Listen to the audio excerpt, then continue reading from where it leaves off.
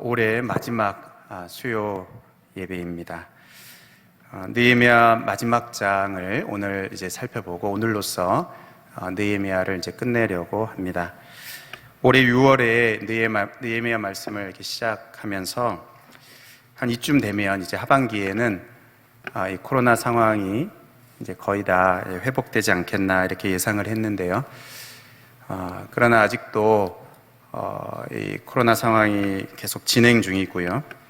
물론 이제 위드 코로나가 있기도 했지만 그렇습니다. 그런 점에서 참 우리가 아까 부른 찬양처럼 우리 삶에서 내일 일을 알 수 없는 것 같습니다.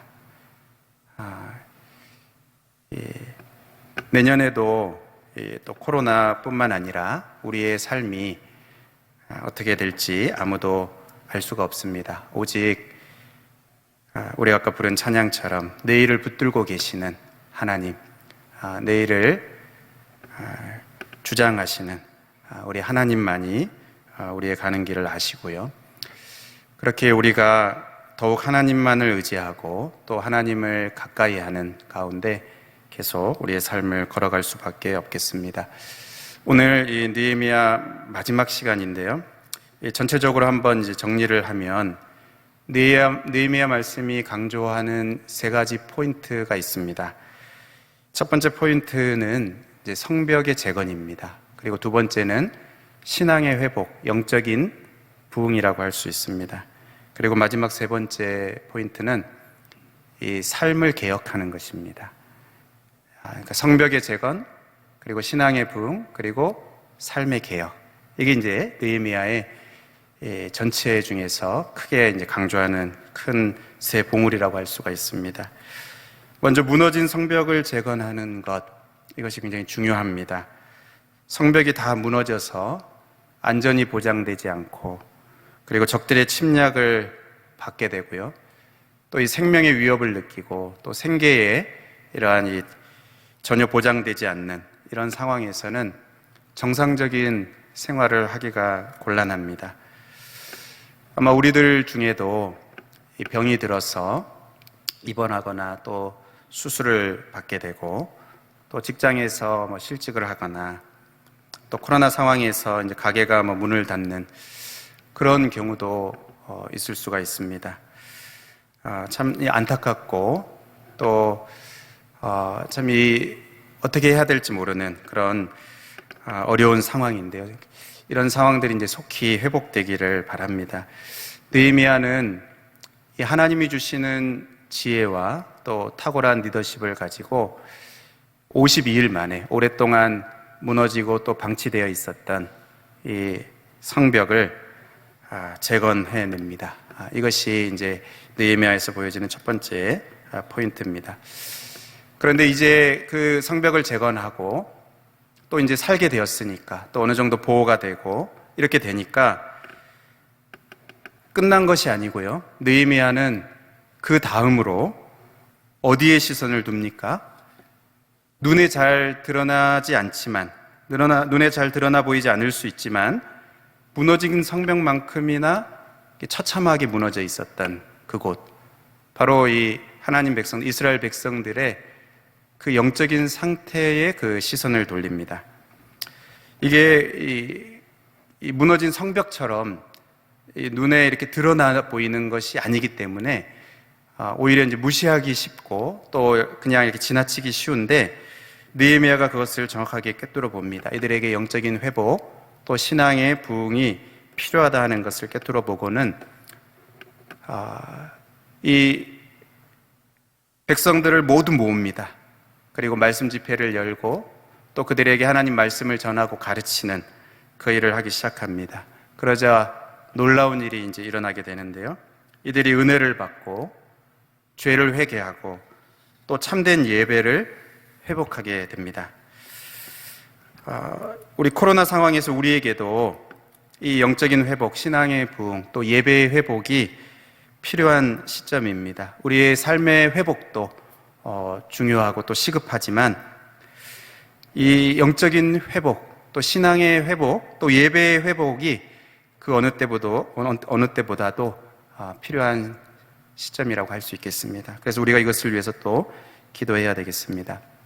이렇게 은혜를 받고 또 신앙이 회복되고 영적으로 깨어나고 예배가 회복되면 그 다음으로 향하는 곳이 바로 이 삶이 새롭게 변화되는 것입니다. 개혁되는 것이라고 할 수 있는데, 삶이 새롭게 개혁되는 이것이 자연스러운 결과입니다. 그러니까 은혜를 받으면 삶이 변화되는 것입니다. 이 사람이 변화되는 것입니다. 죄에서 떠나게 되고 또 하나님이 기뻐하시지 않는 그 삶의 모습들을 바꾸게 됩니다. 하나님이 기뻐하시지 않는 삶의 모습을 이제 나도 그것을 이제 기뻐하지 않고, 이전에는 그것을 기뻐하고 그냥 이렇게 살았다면 이게 하나님 기뻐하시지 않으니까 나도 그것을 기뻐하지 않으면서 그것을 이렇게 떠나게 되고 바꾸게 되고, 이전에는 하나님과 상관없이 살았다면 이제 하나님과 동행하는 삶으로, 또 하나님께 영광 올려드리는 삶으로 바뀌게 되는 것, 이것이 이제 은혜를 받게 되면, 영적으로 다시 이렇게 새롭게 되면 나타나는 그런 정상적인 모습입니다. 그래서 학자들은 이 두 번째와 이 세 번째를 하나로 묶기도 합니다. 그러니까 신앙의 부흥과 또 삶의 이 변화, 삶의 개혁을 마치 이제 하나로, 동전의 양면처럼 하나로, 한 짝으로 묶어서 보기도 합니다. 우리 기독교 출판사 중에 이 부흥과 개혁사라고 유명한 출판사가 있는데요. 이 이름을 정할 때 이 부흥, 개혁, 이것을 이렇게 두 개를 넣고 싶어 했는데 어느 것을 앞에 넣을까? 이 개혁과 부흥사로 정하지 않았습니다. 부흥과 이 개혁사라.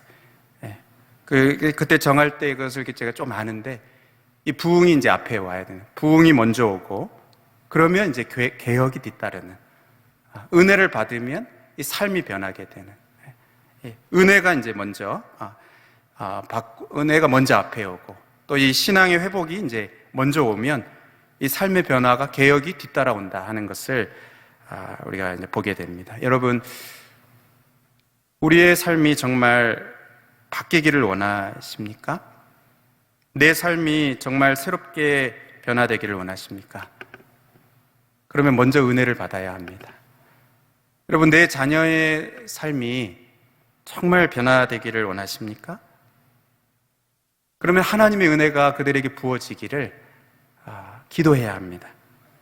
은혜를 받으면 삶이 바뀝니다. 하나님을 만나면 사람이 변화됩니다. 예수님이 그 사람의 이제 주인이 되고요, 이 성령이 그 속에서 그를 이끌어 가기 시작하면 그 삶이 하나님이 기뻐하시는 삶으로 변화되게 됩니다. 그전에는 내가 원하는 대로, 내 욕심을 이루고 내가 하고 싶은 대로 그냥 그렇게 살았다면 변화되게 되는 것이죠. 새로운 삶을 살 수 있게 됩니다.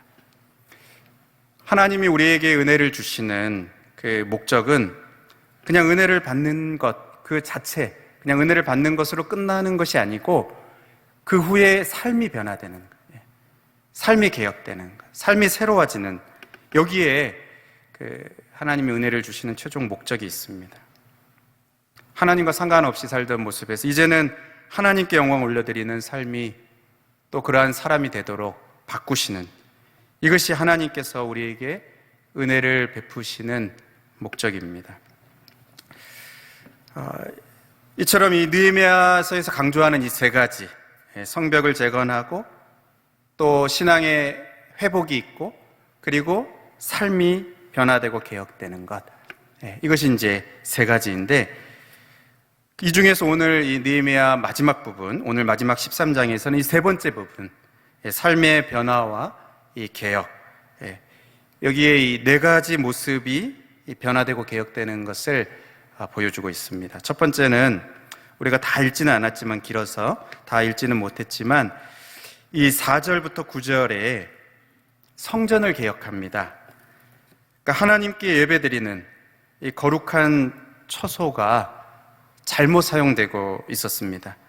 하나님께 드릴 예물을 보관하는 그 장소를 이 도비아라는 사람이 큰 방을 차지하고 자기가 마치 주인인 것처럼 행세를 합니다. 여러분, 이 도비아라는 이름이 익숙하지 않습니까? 이 느헤미야가 이 성벽을 재건하러 왔을 때 이 느헤미야의 성벽 재건을 계속해서 방해했던 사람입니다. 느헤미야가 이렇게 바벨론에서 돌아왔을 때 자기가 가지고 있던 이 기득권을 빼앗기고 더 이상 주인 행세를 하지 못할까봐 이 느헤미야를 반대했습니다. 계속해서 성벽 재건을 반대했던 인물입니다. 그런데 그가 이제 이 대제사장 엘리야십과 결탁하고서 성전에서 큰 방을 차지하고 있습니다.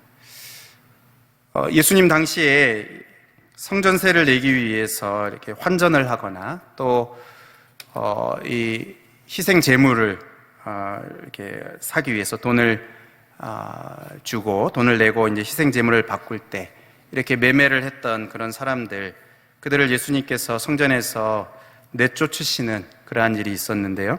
아마 도비아도 아마 그런 일들을 이렇게 독점해서 하면서 막대한 부를 얻고 있었을 것입니다. 여러분, 교회의 주인이 사람이 아니고 하나님이십니다. 그리고 하나님의 집은 하나님을 예배하는 곳, 또 하나님께 기도하는, 내 집은 만민이 기도하는 집이다, 기도하는 집입니다. 그러니까 어느 누구도 이게 주인 행세를 할 수가 없고요, 자기 유익을 위해서 하나님의 집을 이용해서도 안 되는 것입니다. 느헤미야는 예수님처럼 이 도비야, 주인 행세를 하고 있던, 그리고 성전이 성전되지 못하도록 그렇게 하고 있던 이 도비야를 내쫓고 그 방을 원래대로 다시 사용되도록 그렇게 개혁을 합니다. 그 다음으로 이제 두 번째는 10절에서 14절에 이 11조를 개혁을 합니다. 하나님께 드리는 그 예물, 헌금을 이렇게 개혁을 하게 됩니다. 느헤미야가 이렇게 보니까 하나님의 전이 버려져 있어요. 그리고 제대로 그 하나님의 전이 기능을 하지 못하고 있습니다. 그리고 왜 그런가 가만히 보니까 이 백성들이 11조를 드리지 않아서, 그래서 이 성전에서 직무를 감당하고 있는 이 레위 사람들이 더 이상 그 먹고 살기가 어려워져서 이 직무를 버리고, 감당해야 될 이 직무를 버리고 자기 밭으로 도망친 것입니다. 그러니까 레위 사람들이 이 직무를 버린 것도 명백한 잘못이고, 그 원인이 이 백성들이 하나님이 드리라고 한, 하나님께 드리라고 한 그 명하신 11조를 드리지 않았기 때문에 이렇게 된 것이어서 이 백성들의 잘못도 상당한 것이었습니다. 여러분, 우리 이 코로나 상황에서 문을 닫는 교회들이 많이 있다고 합니다. 참 너무나 안타까운 상황인데, 우리 교회는 이제 지난 주일에 예결상 공동회의도 이제 했지만, 감사하게도 이 코로나 상황에서도 이제 재정이 부족하지 않도록 그렇게 하셨습니다. 하나님이 참 복을 주셔서 이게 부족하지 않게 되었는데, 오히려 이제 또 참 넘치게 되었는데, 이 성도님들이 어려운 상황 가운데서도 정성껏 헌금하신 그런 결과일 것입니다. 느헤미야는 이것을 다시 제자리로 돌려놓고 있습니다. 제대로 헌금을 드리지 못하고 또 안 하고, 또 그래서 이 직무를 떠나고, 그래서 성전이 버려지고 했던 이런 부분들을 이제 개혁하면서 원래대로 레위 사람들도 원래 그 직무로 다시 제자리로, 또 백성들도 11조를 드리도록 이 제자리로 다시 이렇게 돌이키는 그 개혁을 하고 있습니다. 그 다음으로 이제 세 번째 개혁이 15절에서 22절에 안식일을 이제 개혁을 합니다. 10계명 중에 이 4계명, 안식일을 거룩하게 지키라는 이 계명은 하나님이 우리의 주인이시다, 내 삶의 주인이시다, 그리고 우리의 이 영육의 공급자시다 하는 이 신앙 고백이 담겨져 있습니다. 그러니까 먼저 그의 나라와 그의 의를 구하라, 그리하면 이 모든 것을 너희에게 더하시겠다 하시는 이 말씀에 대한 우리의 믿음과 확신이 없으면, 그러니까 하나님이 공급자시라는, 하나님이 내 삶을 책임지시고 또 공급하신다는 그 믿음과 확신이 없으면 절대로 순종할 수 없는 것이 바로 이 안식일 거룩하게 지키라는 이 명령입니다. 당시에 이들은 이 안식일 규정을 어겨가면서까지도 매매를 하고 또 장사를 하면 그러면 더 돈을 많이 벌고 또 더 많은 이 부를 축적하고 잘 살 수 있을 것이다 하는 그 욕심이 앞섰지만 느헤미야는 아니다 그렇게 말합니다. 오히려 정반대라고 경고합니다. 18절에 보면 이렇게 말씀합니다. 너희 조상들이 이같이 행하지 아니하였느냐? 그래서 우리 하나님이 이 모든 재앙을 우리와 이 성읍에 내리신 것이 아니냐. 안식일 규정을 어기니까 그게 복이 아니고 오히려 재앙이 내렸다는 것입니다. 그럼에도 불구하고 너희가 안식일을 범하여 진노가 이스라엘에게 더욱 심하게 임하도록 하는도다. 복이 될 것이라 생각했는데, 더 잘 살게 될 것이라 생각하고 더 행복할 것이라 생각했는데 하나님이 이 재앙을 또 진노를 내리시게 되었다는 것입니다. 그래서 느헤미야는 이제 백성들이 안식일을 지킬 수 있도록 이 개혁 조치를 이렇게 합니다. 그리고 마지막 네 번째 개혁은 23절부터 28절에 이 결혼입니다. 이방인과 결혼하는 이 결혼도 너무나 중요한 것인데 이 이방인과 결혼하고 있는 이들의 모습을 이제 개혁하게 됩니다. 느헤미야가 보니까 유다 사람들이 이 아스돗, 암몬 또 모압 여인을 아내로 맞이해서 자녀를 낳았는데 그들의 자녀들이 유다 말은 할지 모르고 이 이방 족속의 말을 하는 것입니다. 여러분, 이것은 이제 단지 어떤 언어의 문제, 말의 문제가 아니고 이들의 이 소속, 이들의 이 정체성의 문제입니다. 여러분, 우리는 내가 하는 말, 또 우리 자녀들이 뭐 자주 하는 말, 그들이 표현하는 어떤 표현, 단어, 이런 것들을 우리가 이제 유심히 들어보아야 합니다. 왜냐하면 지금 무엇에 영향을 받고 있는지, 무슨 가치관에 이 영향을 받고 지배를 받고 있는지, 어느 세계에 속해서 살아가고 있는지, 그러니까 그의 그 실제 소속과 또 정체성이 그 하는 말에 반영되어 있기 때문입니다. 그러니까 지금 이들의 자녀는 그냥 단지 이방의 언어를 사용한다 이게 아니고 하나님 백성이면서도 하나님 백성이라는 그 정체성이 흔들리고 있는 그런 그 심각한 문제가 있었던 것입니다. 느헤미야가 이 부분을 이제 개혁을 합니다.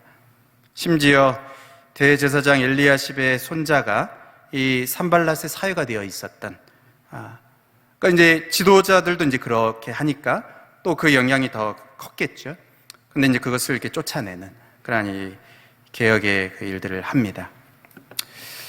여러분, 이렇게 이 13장에 이 네 가지 이 개혁을 하게 되는데, 여러분, 이 네 가지가 조금 익숙하지 않습니까? 익숙하지 않습니까? 들어본 것이 아닙니까? 맞습니다. 앞에서 다 나왔던 부분입니다.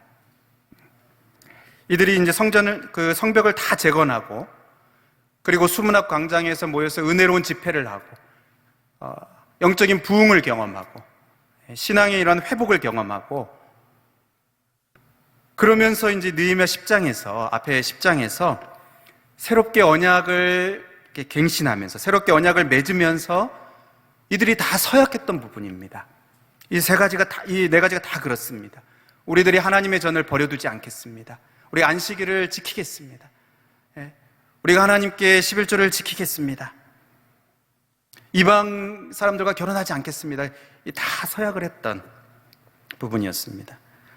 그러니까 이들이 은혜를 받고 약속하고 또 다짐했던 그런 부분이었습니다. 그런데 그것이 다시 또 무너져 버린 것입니다. 여러분, 왜 이렇게 되었을까요? 오늘 13장 6절 7절에 보면 우리 같이 한번 읽어보겠습니다. 13장 6절 같이 읽습니다. 시작. 그때에는 내가 예루살렘에 있지 아니하였느니라. 바벨론 왕 아닥사스다 32년에 내가 왕에게 나아갔다가 며칠 후에 왕에게 말미를 정하고 예루살렘에 이르러서야 엘리야십이 도비야를 위하여 하나님의 전뜰에 방을 만든 아카니를 안지라. 그러니까 느헤미야가 예루살렘을 이렇게 떠나서 바벨론으로 이렇게 잠시 갔다 온 것입니다. 그 사이에, 그러니까 거리가 있으니까 뭐 길게는 뭐 한 1년, 뭐 수개월 왕복으로 갔다 오려면 시간이 걸렸을 겁니다. 근데 그 사이에 이들이 약속하고 또 다짐하고 서약했던 이 부분들이 다 무너져 버린 것입니다. 그 1년 사이에, 그 몇 개월 사이에. 그래서 느헤미야가 또다시 개혁을 해야만 하는 그런 상황이 된 것입니다. 여러분, 아마 우리였다면, 저였다면 어쩌면 이런 반복되는 상황으로 인해서 이제 두 손 들고 포기하고 다 이제 그냥 그만 둬야 된다고 생각할지도 모르겠습니다. 하지만 느헤미야는 그렇게 하지 않습니다. 또다시 개혁하는 모습을 이 마지막 13장에서 보여주고 있습니다. 이렇게 마지막 장까지 또다시 개혁하는 그 모습을 보여주는 것. 그래서 결국 느헤미야가 이렇게 끝나는, 느헤미야의 말씀이 이 개혁하는 모습으로 마지막 장을 이렇게 마치게 되는, 이것은 어쩌면 우리 평생에 죽기까지 계속 이것을 해야 되는, 그러니까 죽기까지, 마지막 순간까지 개혁하는 삶을 살아가야 하고, 또 날마다 개혁하는 삶을 살아가야 한다는 것을, 이것을 보여주는 것인지 모르겠습니다. 그러니까 개혁에는 끝이 없다. 계속 해야 된다. 다시 또 하고 또 하고, 다시 무너졌으면 또 하고 또 하고, 날마다 개혁하는 삶을 살아가야 한다 하는, 이것이 이 13장이 주는 교훈이라고 할 수가 있겠습니다. 여러분, 이 기독교를 개신교라고 하기도 하고 또 뭐 개혁교회다 이렇게 부르기도 합니다. 중세 이 로마 카톨릭의 이 잘못된 부분들, 교리가 어긋나고 또 그래서 그들의 이 삶이 무너져 있는, 하나님의 원하시는 삶에서 이탈되어 있었던 이들의 이 잘못된 그 삶에서, 또 그 교리에서 이렇게 돌이키는 루터나 또 칼빈이나 이런 종교역자들을 통해서 종교개혁을 했습니다. 종교개혁을 했기 때문에 이렇게 개신교다 이렇게 부르기도 하고 개혁교회 이렇게 부르기는 하는데, 그 가운데서 이렇게 잘못된 것을 깨닫고 바로 잡으려고, 하나님 말씀대로 제대로 돌아가려고, 하나님이 원하시는 삶으로 그대로 돌아가려고 몸부림치면서, 그러니까 단지 분리하려고 한 게 아니고 개혁을 하다 보니까 그렇게 개혁해서 나왔는데, 그런데 시간이 흐를수록 다시 굳어지고, 다시 오히려 또 잘못된 이런 관습이 전통이라는 이름으로 자리를 잡고 여러 가지 이유로 타협하고 빗나가는 이러한 모습들이 생길 수 있는 것입니다. 그래서 날마다 개혁하고 또 끝까지 개혁하고 포기하지 아니하고 개혁하는, 이것이 우리 개신교 또 우리 개혁교회에 계속해서 필요한 부분이 되는 것입니다. 제가 이제 어느 베테랑 가수가 TV 프로에서 하는 말을 듣고 제가 감명을 많이 받았습니다. 자기 노래를 10여 년 동안 1000번이 넘게 이렇게 부르면서 어느 순간 내 입맛대로 부르고 있다는 것입니다. 그냥 내가 편한 대로, 내가 부르고 싶은 대로, 너무 이제 내가 잘 아는 곡이니까, 내가 이렇게 많이 불렀으니까 내가 하고 싶은 대로, 내가 편하게 그냥 이렇게 부르고 있더라는 것입니다. 그런데 원곡대로 부르는 것이 가장 좋다, 원곡대로 부르는 것이 가장 좋다는 것을 깨닫고는 이제는 이제 원곡을 들으면서 연습을 한다 하는 그 말을 하는 것을 이렇게 들었습니다. 여러분, 저는 이것이 우리가 날마다 개혁을 한다고 할 때 우리에게 이제 시사하는 바가 있는 것입니다. 여러분, 우리가 신앙생활을 수십 년 하면서 혹 내 입맛대로 신앙생활을 하고 있지는 않은지, 내가 하고 싶은 대로, 그냥 내가 편한 대로, 내 몸에 배인 대로, 내가 익숙한 대로, 그냥 교회가 그냥 해오는 대로, 그냥 다른 사람들이 하는 대로, 특히 이제 내가 신앙생활을 수십 년 했으니까 얼마나 잘 압니까? 예배를 어떻게 드리는지, 또 기도를 어떻게 하는지, 하나님 말씀을 어떻게 대하고, 또 헌금을 어떻게 하고, 봉사를 어떻게 하고, 해오던 것들이 있지 않습니까? 우리가 수십 년 동안 해오는 그러한 것들 가운데 내가 익숙하다고 우리가 이게 자신하면 안 되고, 내가 익숙하다고 내가 그냥 다 잘 안다고 이렇게 자만하면 안 되는데, 어느 순간 우리가 내 입맛대로 하고 있지는 않은지.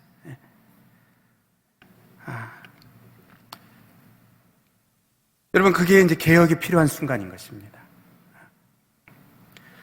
우리가 오늘 본문에서 개혁의 원리라고 할 수 있는, 우리가 이제 날마다 개혁을 해야 하는, 끊임없이 개혁을 해야 하는 그러한 우리들인데, 이 개혁의 원리라고 할 수 있는 것을 이렇게 두 가지를 볼 수가 있습니다. 첫 번째는 이 개혁의 기준이 뭔가, 그것이 하나님의 말씀입니다.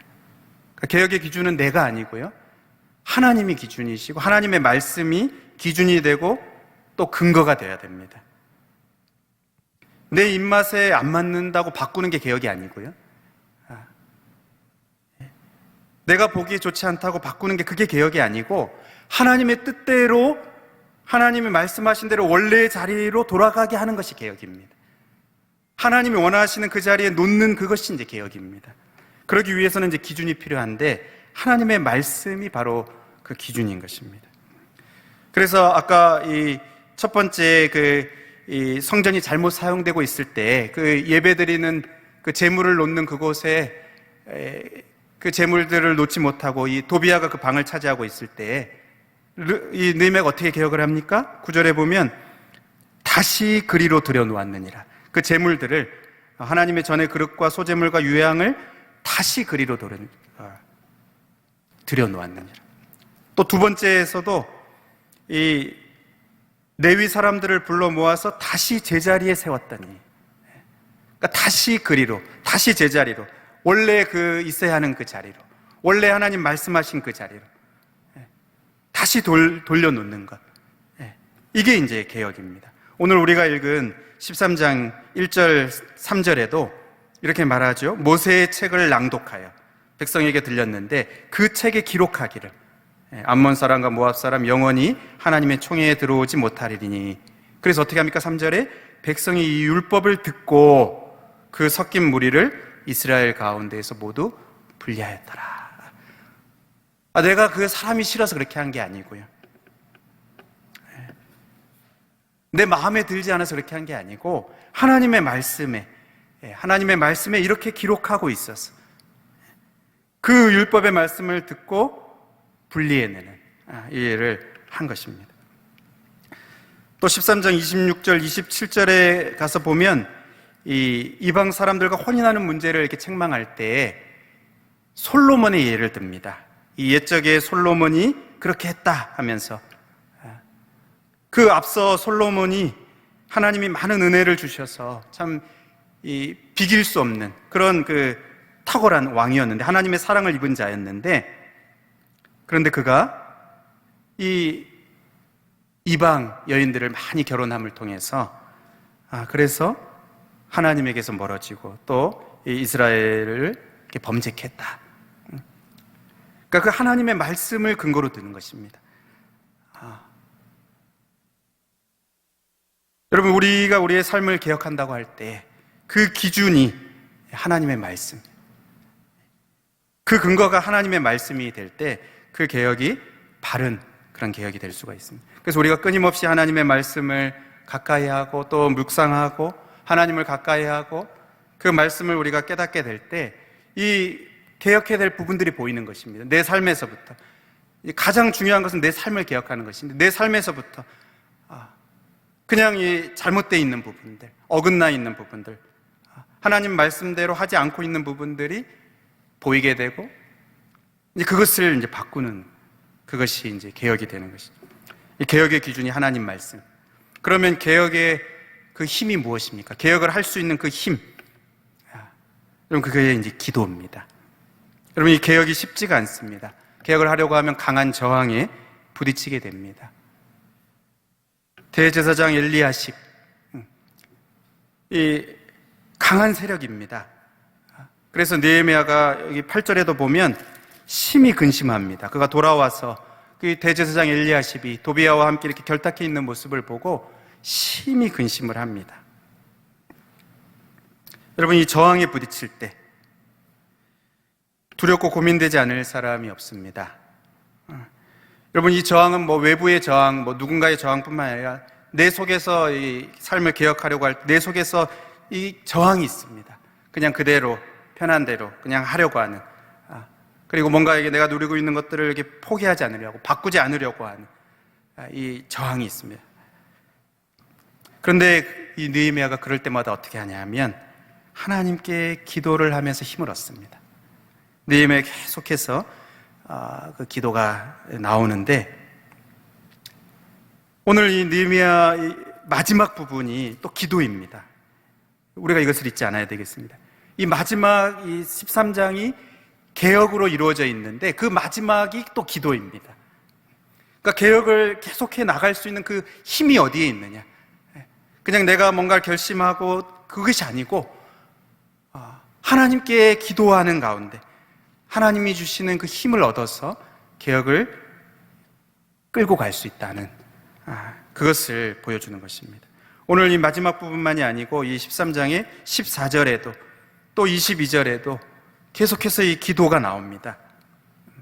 우리가 잘 아는 이 종교개혁자 루터도 그가 이렇게 막 용기가 있어서 한 사람이 아닙니다. 그가 막 이게 벌벌 떱니다. 보름수회에서도 그가 벌벌 떱니다.